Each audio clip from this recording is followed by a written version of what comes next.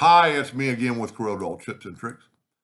Somebody sent me this image, and when they click on there's the key deal right there. It's selecting several outlines, and if they go from selection,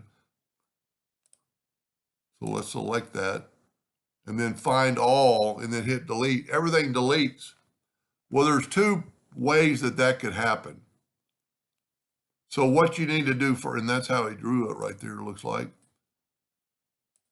You've got this already, and I'm going to select it all, go up to Object and Group and ungroup it. I'm going to ungroup all. Then let's zoom in here and we grab the red line and hit from selection, find all, and then hit delete. It just deleted the red line. So you've got to have it ungrouped. And also another problem that could be if you edit query right here, you need to take away find curves.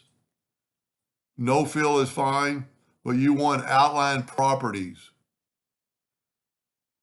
And then just say okay, and it'll get rid of that. So you've got to have, they're all hairlines, so it's the properties all the same.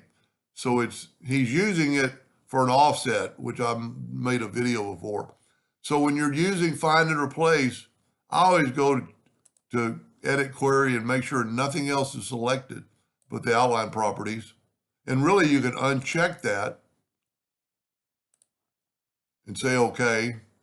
And well, now I've taken away the red box. But anyway, it's got to be ungrouped because it's a group, it's just going to undelete them all. Anyway, I hope that helps him a little bit. Thank you for watching.